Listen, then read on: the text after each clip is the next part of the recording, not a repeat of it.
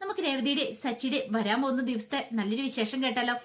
അതിനു മുമ്പ് ഒരു കാര്യം പറഞ്ഞോട്ടെ. എല്ലാ ദിവസവും ഉച്ചയ്ക്ക് 1-2 മണിക്കുള്ളിൽ തന്നെ രേവതിയുടെ സച്ചിയുടെ പുതിയ പുതിയ വിശേഷങ്ങളൊക്കെ ചാനലിനകത്ത് അപ്ലോഡ് ചെയ്യുന്നുണ്ട് കേട്ടോ. മറക്കാതെ എല്ലാവരും കയറി കാണാൻ ശ്രമിക്കണേ.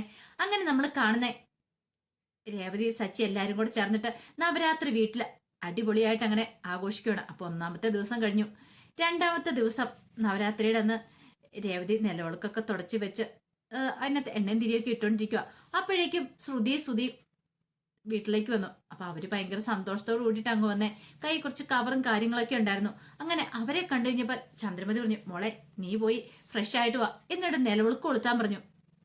അപ്പോഴേക്കും രവീന്ദ്രൻ ചോദിച്ചു, അതെന്തിനാ? രേവതി മോളല്ലേ വിളക്കിനകത്ത് എണ്ണയും തിരിയൊക്കെ ഇടുന്നേ, പിന്നെ അവള് നിലവിളക്ക് കൊളുത്തില്ലേ? ഓ, അതിന് ഐശ്വര്യമുള്ളവർ കൊളുത്തിയിട്ടേ കാര്യമുള്ളൂ, അതുകൊണ്ടാണ് ഞാൻ ശ്രുതിയെ വിളിച്ചത്.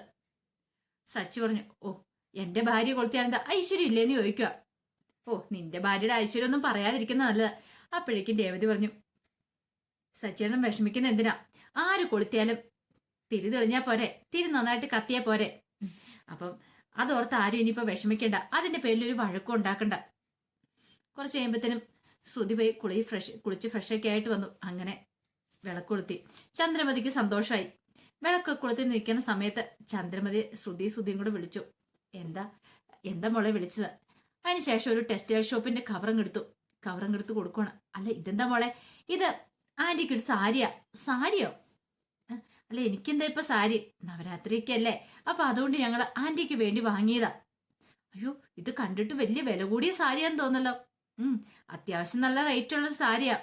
അതെല്ലാം ശ്രുതിയുടെ സോപ്പിടിയിലായിരുന്നു. ചന്ദ്രമതി അതിനകത്തേക്ക് വീണു. ചന്ദ്രമതിക്ക് അല്ലെങ്കിലും ഒരു സാരിയോ എന്തേലും വാങ്ങിച്ചുകൊണ്ട് കൊടുക്കുമ്പോ ഭയങ്കര സന്തോഷം. ചന്ദ്രമതി പറഞ്ഞു, എന്റെ മോള് വേണം ഇങ്ങനെയൊക്കെ വാങ്ങി തരാനായിട്ട്. നീ എന്റെ മരുമോളല്ല, ശരിക്കും എന്റെ മോള് തന്നെയാ. ഇവിടെ വേറെ ചിലരൊക്കെ ഉണ്ട്, ഒന്നിനും കൊള്ളില്ലാത്തവര്, പറഞ്ഞിട്ടൊന്നും ഒരു കാര്യമില്ല. അപ്പോഴേക്കും രേവതി സച്ചിനെ നോക്കി. സച്ചി കണ്ണടച്ച് കാണിച്ചു, ഒന്നും മൈൻഡ് ചെയ്യണ്ട, അവരെന്നാ വെച്ചാൽ കാണിക്കട്ടെ എന്നൊരു ചിന്തയായിരുന്നു മനസ്സിലുണ്ടായിരുന്നേ. പക്ഷെ സച്ചിക്ക് ഒരു കാര്യം കൊണ്ട് വിട്ടുകൊടുക്കാൻ പറ്റിയില്ല. രവീന്ദ്രനെ മാത്രം ഒന്നും വാങ്ങിയില്ല. അപ്പോഴേക്കും സച്ചി വെച്ചു, അല്ല, നിങ്ങളിത് എന്ത് പരിപാടിയെ കാണിച്ചേ? അച്ഛന് മാത്രം എന്നാ ഒന്നും വാങ്ങാത്തെ? അച്ഛനെ വീട്ടിൽ തന്നെയല്ലേ, നിങ്ങൾ എന്തിനാ അച്ഛനെ തടഞ്ഞേ? ആ സമയം ശ്രുതി പറഞ്ഞു, അതെ, മെയിനായിട്ടും ഇത് പെണ്ണുങ്ങൾ നടത്തുന്നതല്ലേ, ആ പെണ്ണുങ്ങൾക്ക് വേണ്ടിയിട്ടുള്ളതല്ലേ. അങ്ങനെയൊക്കെ ഉണ്ടോ? അതൊന്നും എനിക്കറിയത്തില്ല എന്ന് സച്ചി പറഞ്ഞു. ആ സമയത്ത് രേവതി പറഞ്ഞു, പെണ്ണിനാണെങ്കിലും ആണാണെങ്കിലും വാങ്ങിക്കുമ്പോൾ 2 പേർക്കും മേടിക്കണമായിരുന്നു. അതായിരുന്നു അതിൻ്റെ ഒരു മര്യാദ. അച്ഛനും കൂടെ കൂട്ടി വാങ്ങിക്കണമായിരുന്നു. ഒരാൾക്ക് തന്നെ വാങ്ങിക്കരുത്. ഭാര്യ ഭർത്താക്കന്മാരാണെങ്കിൽ 2 പേർ കൂടെ വാങ്ങിക്കൊണ്ട് കൊടുക്കണം.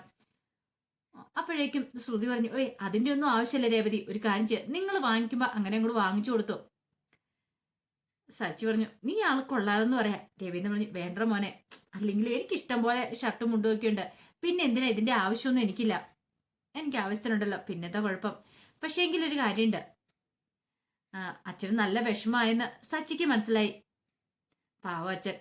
അല്ലെങ്കിലും ശ്രുതിക്ക് നല്ല തിരിച്ചു വ്യത്യാസമാണ് രവീന്ദ്രനോടും ചന്ദ്രമതിയോട് ഭയങ്കര കാര്യം. അതുപോലെ തന്നെ രവീന്ദ്രനോട് ഭയങ്കര ദേഷ്യം. അത്ര അടുപ്പം കാര്യങ്ങളൊന്നും ഇല്ല. കാരണം രവീന്ദ്രന് സച്ചിനെ രേവതിയെ ഏറ്റവും കൂടുതൽ ഇഷ്ടമെന്നറിയാം. അതുകൊണ്ടാണ് ഇങ്ങനെ ഈ ദേഷ്യമൊക്കെ കാണിക്കുന്നത്.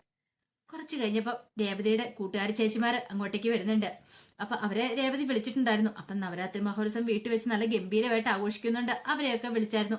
അങ്ങനെ അവരങ്ങോട്ടേക്ക് വന്നു. അവര് വന്ന് ഇനിയിപ്പോ രേവതിക്ക് സന്തോഷമായി. രേവതി പറഞ്ഞു, ബാ, കയറി വന്നിരിക്കാനൊക്കെ പറയാ. അതുപോലെ തന്നെ രവീന്ദ്രനും. അപ്പോഴേക്കുമാണ് ചന്ദ്രമതി അങ്ങോട്ടേക്ക് വരുന്നത്. ചന്ദ്രയ്ക്ക് ഒട്ടും ഇഷ്ടപ്പെട്ടില്ല അവരൊന്ന്. ഇവരോ എന്നുള്ള ചിന്തയില് അങ്ങനെ നോക്കുവാണ് അവരുടെ മുഖത്തേക്ക്. പെട്ടെന്ന് രേവതി, എന്താമേ, അല്ല, ഇവരെയൊക്കെ ആരാ ഇങ്ങോട്ട് ക്ഷണിച്ചേ? അത് ഞാൻ പറഞ്ഞിട്ട് അവര് വന്നേ, അതിന് ഇവരെന്തിനാ ഇങ്ങോട്ടേക്ക് വരുന്നേ? ഇവരെയൊക്കെ വിളിക്കേണ്ട വല്ല കാര്യം ഉണ്ടായിരുന്നോ? അവർക്ക് ഭയങ്കര ബുദ്ധിമുട്ടായിപ്പോയി. രവീന്ദ്രൻ പറഞ്ഞു, ചന്ദ്രേ, നിന്റെ നാക്ക് കുറച്ച് കൂടുന്നുണ്ട് കേട്ടോ. നാക്കടക്കി വെച്ചാൽ നിനക്ക് നല്ലത്. വായ കിടക്കുന്ന നാക്കുണ്ടെന്ന് കരുതിയിട്ട് എന്നും പറയാന്ന് നീ വിചാരിക്കരുത്. ഞാനിതിനെ ഇത്രയും ചീത്തയൊന്നും പറഞ്ഞില്ലല്ലോ രവിയേട്ടാ. ഞാൻ പറഞ്ഞ സത്യമായിട്ടുള്ള കാര്യല്ലേ. എല്ലാരും കൂടെ എന്തിനാ ഇങ്ങോട്ടേക്ക് വിളിക്കുന്നേ? നിനക്കെന്താ ചന്ദ്രേ, നിനക്ക് വല്ല ബുദ്ധിമുട്ടുണ്ടോ? നിന്നെ കൊണ്ട് എന്തിനും പണി ചെയ്യിപ്പിക്കുന്നുണ്ടോ? ഇല്ലല്ലോ, എല്ലാം രേവതി മോള് തന്നെയല്ലേ ചെയ്യുന്നേ. പിന്നെ നീ എന്തിനാ ഇത്ര വലിയ ആള് കളിക്കുന്ന? അതിന്റെ ആവശ്യമൊന്നുമില്ല. ചന്ദ്രയ്ക്ക് മുഖത്ത് അടിയേറ്റോളിയേപ്പേ അവരുടെ മുന്നിൽ വെച്ചല്ലേ പറയണേ. പിന്നെ രവീന്ദ്രൻ പറഞ്ഞു, നിങ്ങൾ ഇതൊന്നും കാര്യമായിട്ട് എടുക്കണ്ട കേട്ടോ. ചന്ദ്രയുടെ സ്വഭാവം ഇങ്ങനെയാ. ഇങ്ങനെ കേട്ട് കഴിയുമ്പോൾ നമുക്ക് വിഷമം തോന്നും. അങ്ങനെ വിഷമിക്കാൻ പോയാൽ അതിന് മാത്രമേ സമയം കാണത്തുള്ളൂ. ഇവിടെ ഉള്ളവർക്ക് പിന്നെ അതൊരു ശീലമായി. അത് കുഴപ്പമില്ല. പക്ഷെ പുറത്തുനിന്ന് വരുന്നവർ അങ്ങനെയല്ലല്ലോ. അതെല്ലാം കേട്ടിപ്പം അവർക്ക് സങ്കടമൊക്കെ ആയി.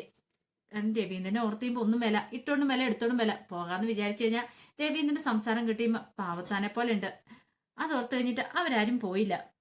കുറച്ച് കഴിഞ്ഞപ്പോ ചന്ദ്രമതി അകത്തേക്ക് കയറിപ്പോയി. ചന്ദ്രമതി അകത്തേക്ക് കയറിപ്പോയിട്ട് ആ ശ്രുതി വാങ്ങിച്ചോണ്ട് വന്ന സാരിയൊക്കെ ഉടുക്കുക. അപ്പൊ സാരിക്ക് ചേർന്ന് ബ്ലൗസും വാങ്ങിച്ചോണ്ട് വന്നിട്ടുണ്ടായിരുന്നു, റെഡിമെയ്ഡ് ബ്ലൗസ്. അതുകൊണ്ട് ഉടുക്കാൻ എളുപ്പമായിരുന്നു. പെട്ടെന്ന് ഉടുത്തോണ്ടൊക്കെ ഇറങ്ങി വന്നു.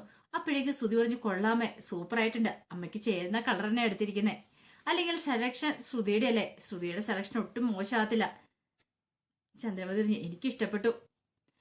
അല്ലെങ്കിലും ഇങ്ങനെ ഒരു ആഘോഷത്തിന് വരുമ്പോ പുതിയ സാരിയൊക്കെ എടുത്തോണ്ട് വേണം ഇരിക്കാനായിട്ടല്ലേ മോളെ?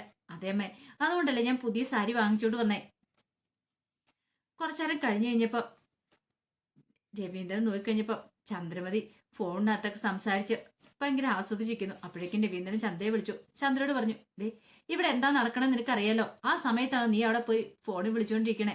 അപ്പൊ ഭാമയെ വിളിച്ചോണ്ടിരുന്ന, ഇങ്ങോട്ടേക്ക് വാ, ഇവിടുത്തെ കാര്യങ്ങളൊക്കെ നോക്കാൻ പറയാണ്. ചന്ദ്രമതിക്ക് ഒട്ടും കൂടി ഇഷ്ടപ്പെട്ടില്ല. പക്ഷെ രവീന്ദ്രൻ പറഞ്ഞപ്പോ വരാതിരിക്കാൻ പറ്റില്ലല്ലോ. കുറച്ച് കഴിഞ്ഞപ്പോ ശ്രുതി വീണ്ടും വന്നു അങ്ങോട്ടേക്ക്. അങ്ങനെ ശ്രുതിയോട് പറഞ്ഞു, നീ അതിങ്ങോട്ട് പോയി എടുത്തോണ്ട് വാ. എന്താ മോളെ, എന്താന്ന് ചോദിക്കണം. അതൊക്കെ ഉണ്ടമ്മേ. അങ്ങനെ ഒരു കവറും എടുത്തോണ്ട് വന്നു. ഒരു ഫ്രെയിം ചെയ്തൊരു ഫോട്ടോ പോലെ കണ്ടാൽ നമുക്ക് തോന്നും. അങ്ങനെ അതെങ്കിലും എടുത്തോണ്ട് വന്നപ്പോഴത്തേനും ചന്ദ്രൻ വെച്ചു, ഇതെന്താ അമ്മ ഇതിന്റെ റിബൺ ഒന്ന് കട്ട് ചെയ്യണം. അല്ല, ഇതിന്റെ റിബണോ, ഇതെന്താ കാര്യം എന്ന് വെച്ചാൽ പറഞ്ഞില്ല അമ്മേ. അത് തുറന്നു നോക്കുമ്പോ അറിയാം. അങ്ങനെ ചന്ദ്രമതി തുറന്നു നോക്കിയപ്പോ അതിനകത്ത് എഴുതി വെച്ചിരിക്കുന്നു സി മേക്കപ്പ് കോഴ്സ് എന്ന്. അപ്പൊ പുതിയതായിട്ടൊരു മേക്കപ്പ് കോഴ്സും കൂടെ. അപ്പൊ അതിന്റെ കുറച്ച് ഫോട്ടോസും കാര്യങ്ങളൊക്കെ അത്താലുള്ളത്. ഇത് കണ്ടപ്പോ ചന്ദ്രമതി ചോദിച്ചു, ഇതെന്താ മോളെ ഇത്? അമ്മേ, അത് പുതിയതായിട്ട് കോഴ്സോട് ഉദ്ഘാടനം നടത്തുക.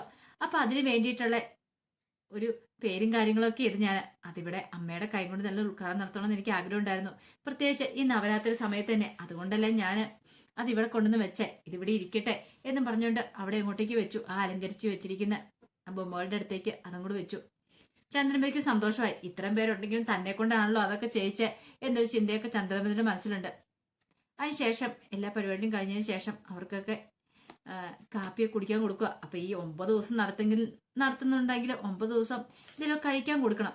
അപ്പൊ അതിനുവേണ്ടി രേവതി പ്രത്യേകമായിട്ട് സ്പെഷ്യലായിട്ട് കോഴിക്കോട്ടെ ഉണ്ടാക്കിയിരുന്നേ. അങ്ങനെ കോഴിക്കോട്ടൊക്കെ എല്ലാവർക്കും എടുത്ത് കൊടുത്തു. എല്ലാവരും കഴിക്കുന്ന സമയത്ത് ചന്ദ്രമതി രേവതിയുടെ ചേച്ചിമാരെ കളിയാക്കുവാണ്. അല്ലെങ്കിൽ ഇവരൊക്കെ എന്തിനാ ഇങ്ങോട്ടേക്ക് വന്നേ? കോഴിക്കോട്ടെ തിന്നാനാണോ? ഓ, ഇനിയിപ്പോ ഈ നവരാത്രി മാസം തുടങ്ങിയിട്ടുണ്ടെങ്കിൽ എല്ലാവർക്കും എല്ലാവരുടെ വീട്ടിൽ കൂടെ പോയാൽ മതിയല്ലോ. രാവിലെ അങ്ങോട്ട് ഇറങ്ങുവാണെങ്കിൽ കാര്യങ്ങളൊക്കെ ഓക്കെയോ. വീട്ടിൽ ആഹാരം ഉണ്ടാക്കണ്ട, ഒന്നും ഉണ്ടാക്കണ്ട. കുട്ടികളുടെ അച്ഛനെ വിളിച്ചിട്ടുണ്ടെങ്കിൽ പോയാൽ മതി. അത് കേട്ടപ്പോൾ അവർക്ക് ഭയങ്കര സങ്കടവും ദേഷ്യമായി. ആ സമയത്ത് അവരിൽ ഒരാൾ പറഞ്ഞു, ചേച്ചി, ഞങ്ങൾ രേവതി മോള് വിളിച്ചുകൊണ്ട് മാത്രം വന്ന, അല്ലായിരുന്നെങ്കിൽ ഒരു കാരണവശാലും ഞങ്ങൾ ഇങ്ങോട്ടേക്ക് വരത്തില്ലായിരുന്നു. അതിന്റെ ആവശ്യവും ഞങ്ങൾക്കില്ലായിരുന്നു. ചേച്ചിയുടെ ആഹാരം കണ്ടാ ചേച്ചി ഞങ്ങൾ വരുന്നേന്ന് പറഞ്ഞ് അതെന്താളും മോശമായി പോയിട്ടോ. അത് ശരിയായിട്ടുള്ള കാര്യമല്ലായിരുന്നു. ചന്ദ്രമതി പറഞ്ഞു, ഞാനുള്ള കാര്യമില്ല പറഞ്ഞേ, ഞാനില്ലാത്തൊന്നും പറഞ്ഞില്ലല്ലോ. രവീന്ദ്രൻ പറഞ്ഞു, ചന്ദ്രേ, ഇനി നീ ഒരു അക്ഷരം മിണ്ടിപ്പോയേക്കല് എന്റെ കൈ നിന്റെ കർണത്ത് വീഴും. സഹിക്കുന്നതിന് ക്ഷമിക്കുന്നതിന് പരിധിയുണ്ട്. നീ ആരാന്ന് നിന്റെ വിചാരം? മറ്റുള്ളവർ ഇങ്ങനെ കളിയാക്കാനായിട്ട് നിനക്ക് എന്താ യോഗ്യതയുള്ളത്? ആ സമയം ചന്ദ്രമതി പറഞ്ഞു, അത് പിന്നെ രവിയേട്ട മിണ്ടിപ്പോയേക്കരുത്. അവർ വന്നപ്പോ തൊട്ട് ഞാൻ നോക്കുന്ന നിന്റെ ഈ ചോറിച്ചില്.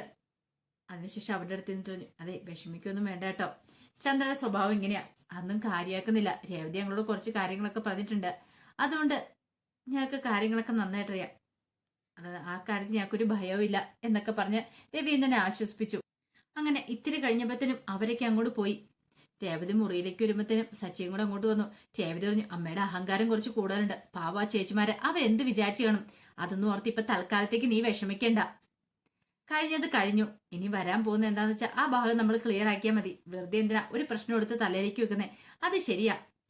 അതും പറഞ്ഞിട്ട് അവർ നേരെ പോകുന്നത്, അവരൊരു വഴിസൈഡിൽ ഫുട്പാത്തിലിരുന്ന് ചെരുപ്പ് കെട്ടുന്ന ഒരു ചേട്ടനും ചേച്ചിനും അറിയായിരുന്നു. അവർക്ക് നിത്യവൃത്തിക്ക് പോലും വകയിലായിരുന്നു. അപ്പൊ രേവതി ഇടയ്ക്ക് ആഹാരമൊക്കെ കൊണ്ടു കൊടുക്കും, അതുപോലെ തന്നെ അവരെ സഹായിക്കുകയും ചെയ്യും. അങ്ങനെ രേവതി അന്ന് കണ്ടപ്പോൾ അവർക്ക് സന്തോഷമായി. അല്ല മോളെ, എന്താ ഇത് കവറിനകത്ത്? അത് നിനക്ക് രണ്ടുപേർക്കുള്ള ഡ്രസ്സോ? അതെ, നവരാത്രി വീട്ടിൽ ആഘോഷിക്കാൻ തീരുമാനിച്ചേ. നവരാത്രി നടന്നുകൊണ്ടിരിക്കുക. അപ്പൊ പിന്നെ നിങ്ങൾക്ക് എന്തെങ്കിലും തരണമെന്ന് എനിക്ക് തോന്നി. അല്ല മോളെ, ഇതിന്റെ ഒന്നും ആവശ്യമില്ല. ഇതൊക്കെ എന്തിനാ വേണം? എനിക്ക് ഒരു മുത്തച്ഛനും മുത്തശ്ശിയൊക്കെ ഉണ്ടായിരുന്നെങ്കിൽ ചിലപ്പോൾ അവരിങ്ങനെയായിരിക്കും. സച്ചി പറഞ്ഞു, നീ കൂടുതൽ വാചു കുടിക്കാതെ ആ കവർ അങ്ങോട്ട് തുറന്ന് കാണിക്കാൻ പറയണ. അങ്ങനെ രേവതി അവരെ കവർ തുറന്നു കാണിച്ചു. അവർക്ക് ഭയങ്കര ഇഷ്ടമായി. അത് കണ്ടു കഴിഞ്ഞപ്പോൾ അവർ പറഞ്ഞു, ഞങ്ങളിങ്ങനെ ആരും തിരിഞ്ഞു പോലും നോക്കാറില്ല, സ്വന്തം മക്കൾ പോലും നോക്കാറില്ല. ആ സ്ഥാനത്തേക്കാണ് മോള് വന്നിരിക്കുന്നത്. ശരിക്കും പറഞ്ഞ സച്ചി, നിന്റെ ഭാഗ്യമാണ് രേവതി മോളെ പോലൊരു മോളെ കിട്ടിയത്. അല്ലായിരുന്നെങ്കിൽ എന്ത് ചെയ്തേനം, നിന്റെ ജീവിതം എങ്ങനെയായി തീർന്നേനം. സച്ചി പറഞ്ഞു, അതെ, എന്റെ ഭാഗ്യം തന്നെയാണ് രേവതിയെ കിട്ടിയത്. അല്ലായിരുന്നെങ്കിൽ എന്റെ ജീവിതം തീർന്നു പോകേണ്ടതായിരുന്നു. അവിടെ നിന്നൊക്കെ എന്നെ കരകയറ്റി കൊണ്ടുവന്നേ രേവതിയാന്നുള്ള കാര്യമൊക്കെ സച്ചി അങ്ങ് തുറന്നു പറയണം. അപ്പൊ അതിന്റെ വിശേഷങ്ങളൊക്കെ കാണുന്നത്. ആ വിശേഷങ്ങൾക്കായി നമുക്ക് എല്ലാവർക്കും കാത്തിരിക്കാട്ടോ. ഒരിക്കൽ കൂടി എല്ലാവർക്കും ശുഭദിനം നേർന്നുകൊണ്ട് നിർത്തുന്നു.